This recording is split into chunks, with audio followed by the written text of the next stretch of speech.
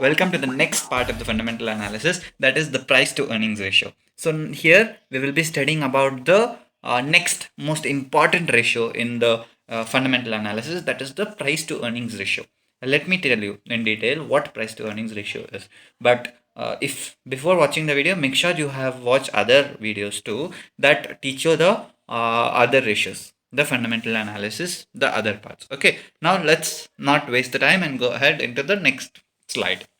So what is the definition of the price to earnings ratio? So let me first go with the definition. What actually is price to earnings ratio and why it is needed? Okay, so ratio for valuing a company that measures. So it's a ratio used to value a company, right? So why did we use all the ratio? All the ratios that I taught you until now that are used in fundamental analysis are to value the company, how valuable the company is, how less value, whether it is undervalued or overvalued. So for valuing a company, we have different ratios, different parameters, which teach us whether the company is undervalued or overvalued. If the company is undervalued, it means that it is not given the value that it deserves. It is undervalued. And if it is overvalued, it means the company is running for the overprice. It is overpriced. So a share is cheaper. If the company is undervalued, you must buy it. Okay, so that's why we study fundamental analysis, to find out the companies that are undervalued and then buy it, so that in future it has a good earning potential. So this is also a ratio that is helpful in valuing the company, how valuable the company is, how cheap or expensive it is, its share prices, how good the company can perform. It is a ratio to value a company, valuing a company that measures its current share price relative to its earnings per share. So it measures its current share price. So what is the current share price? What price the company is available to its earnings per share? How much the company is earning? What profit the company is making? It's earning.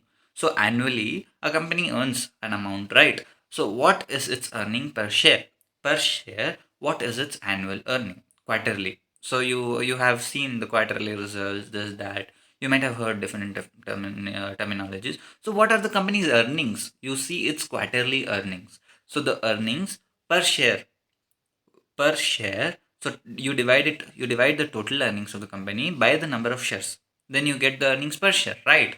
So there are so many shares in the market. So there are millions of shares. So what is the total revenue that the company makes, total earning?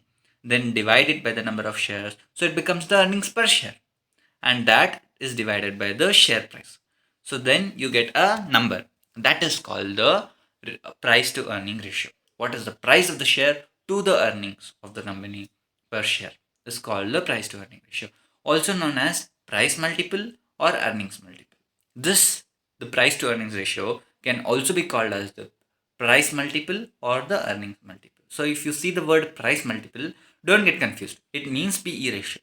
And earnings multiple, if you see earnings multiple anywhere, don't get confused. Earnings multiple means PE ratio. The same thing, price to earnings ratio. Now let's go to the next slide. What are the methods to calculate price to earnings ratio? So one method is market capitalization divided by the earnings. So what is the total market cap of the company? How big the company is? What is the market capitalization of the company divided by its earning? What are its quarterly earnings? What are the earnings, profit the company is making? And next method. This is one method, right? And the next method is share price divided by the earnings per share. So what is the current share price? So the share price may be 1,500. So what is the current share price divided by the earnings per share? Per share, what are the earnings? So now both the formulas are same. How are they same? So share price divided by earnings per share. Earnings per share means total earnings divided by number of shares, right? So if the number of shares goes up, it will get multiplied, right? Share price into number of shares and divided by earnings. So it is the same thing. Share price into number of shares is market capitalization. So that is what. So both the formulas are basically the same thing. Okay, so market capitalization divided by the earnings per share. Now, how to use it? How to use it? So the low PE ratio, we have to find the PE ratio first. Then if the PE ratio is low compared to other companies in the same category, if the PE ratio is low, that means the company is undervalued and it is a good opportunity to buy the company. So find the PE ratio and then see, compare it with other companies in the same sector. If it is low compared to the same other competitors, if it is low, then definitely the company is very good company because its earnings are more. PE ratio is having earnings on the denominator, right? It is price to earning, so its earnings are more if the price to earn ratio is low, earnings ratio is low. So that means the company is undervalued and you need to buy it. It is a good opportunity. Definitely the company will make good earnings in the future. The share price will increase. High PE ratio means that the company is overvalued. The price of the company is more. You shouldn't buy a company having high PE ratio. So these are the two. So you will know whether the company is undervalued or overvalued by using the PE ratio. Now let me give you an example. So if a company A has a share price of 500 and it earns 100 rupees per share. So what is the PE ratio? 500 divided by 100, right? So 500 will be divided by 100. So what will you get? 5.